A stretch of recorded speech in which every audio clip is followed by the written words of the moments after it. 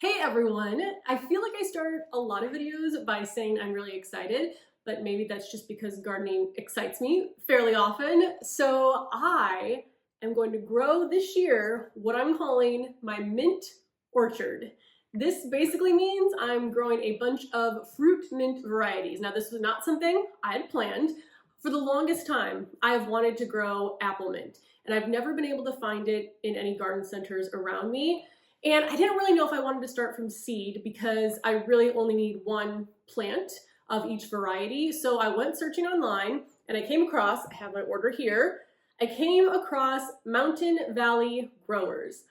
And not only did they have apple mint, but they had a wide variety of other types of fruit mints. Now, I'm a person who, for some reason, I don't really like regular mint. I think I've grown it in my garden every year, and I don't think I'm going to do it this year because I still have so much saved because I don't use it very often. But what I do love is chocolate mint, and that I've also grown. That is usually pretty easy for me to find.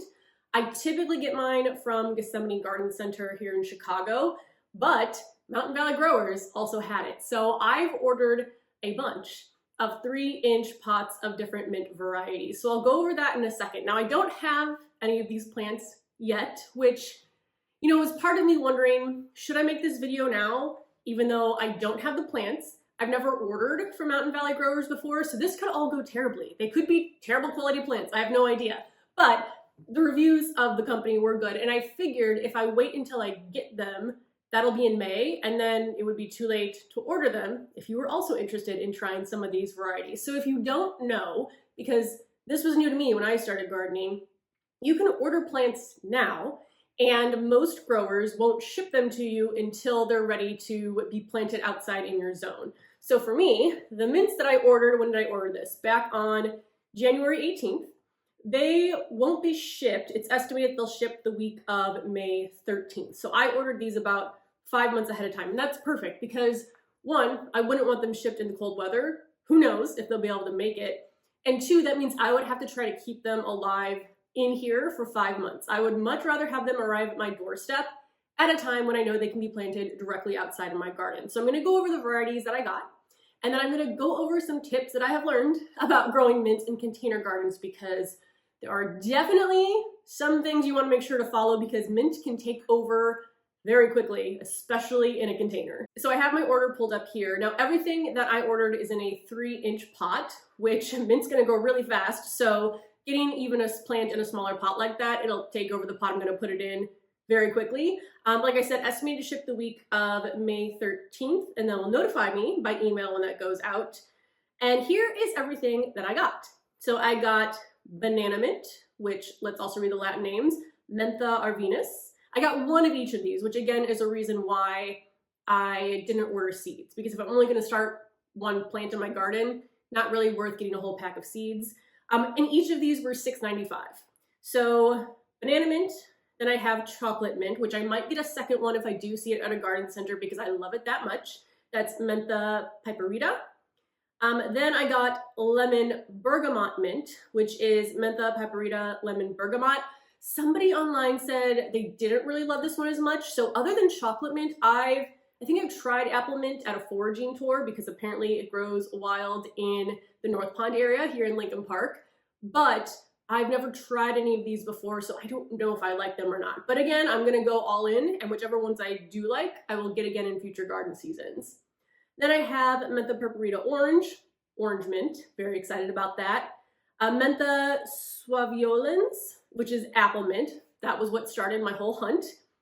And then I have pineapple mint, Mentha suaviolens variegata. So again, it's banana mint, chocolate mint, lemon bergamot mint, orange mint, apple mint, and pineapple mint. And because so many of those are fruits, that's why I'm going to call it my mint orchard. And I think that'll be really fun. So all of my herbs I typically grow on my front deck, and I have one herb per pot. And then all of my pots sit on the little shelving unit that I have out there. Now my goal for this year was to have fewer pots And then I went and ordered, how many is that? 1, 2, 3, 4, 5, 6 of just mint variety. So I'm probably not going to stick to that goal. But everything is going to be in an individual pot. Let me actually show you what I plant them in. So these are the pots that I grow all of my herbs in. They are 8-inch diameter terracotta pots. Now I used to do 5-inch diameter plastic. Didn't love that for 2 reasons. 1, I needed a much larger pot.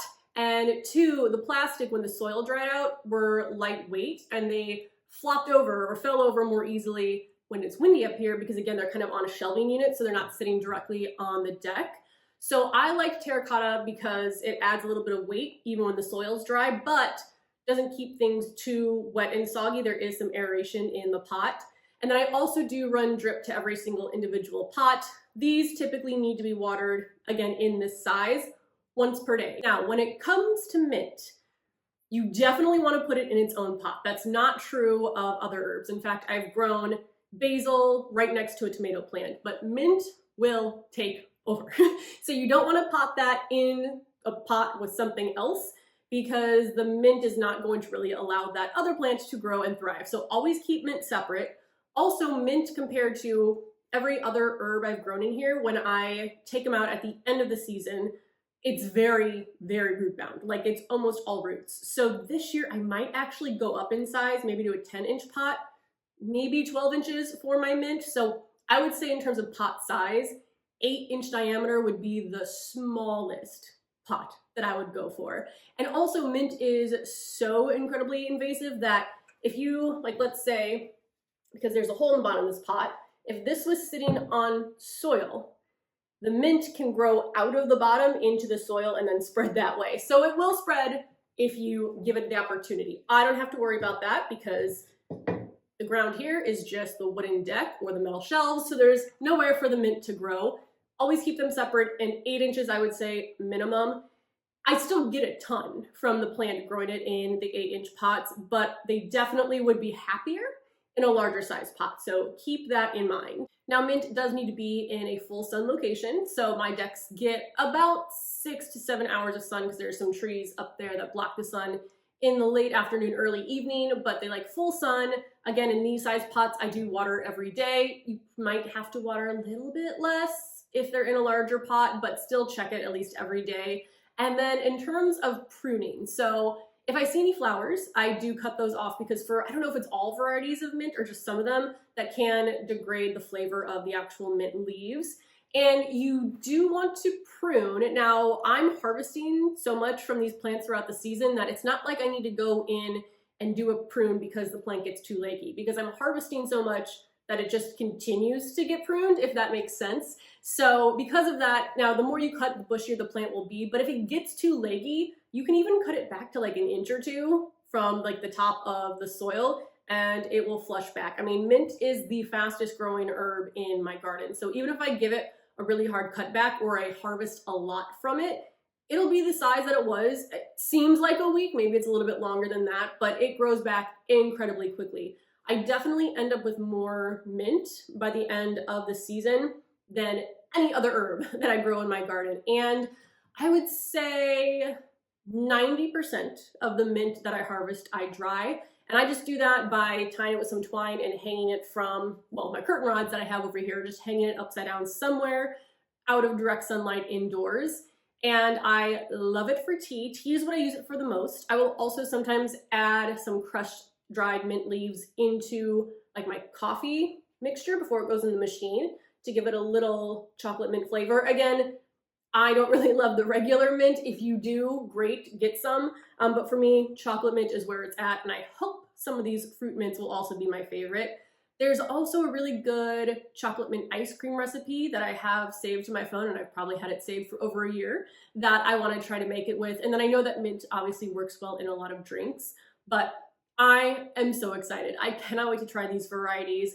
Again, I've never ordered from this company before. I haven't grown the majority of these types of mint before, so I can't say for sure that it'll be a great experience, but I do want to make this video now so that if you wanted to try any of these varieties in your garden, you have time to order them now and you don't have to wait until, well, I know one of them was back ordered, I think banana mint, but things might sell out as we get closer to the season, and if you wanted any, I wanted you to be able to get them now. But that is my mint orchard. So I'm really excited for it. Obviously, I'll keep you updated. It's still gonna be like 3 months, 3.5 months, 4 months, March, April, May.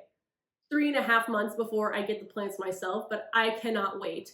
I don't think I've ordered any other plants that are coming to me so far. I still might. I think everything else is either plants I already have, plants I'm starting from seed, or I just go to the garden center, you know, kind of during the planting time and pick some up then. But I'm very excited. And so I will let you know how everything goes. You'll see me planting them up once I get them. I'll probably, if the plant is large enough, do a taste test with you as soon as I get them to let you know my thoughts on it. But thank you so much for watching. Let me know if you've grown any of these varieties before and what you think of the flavor, and I will see you in the next video.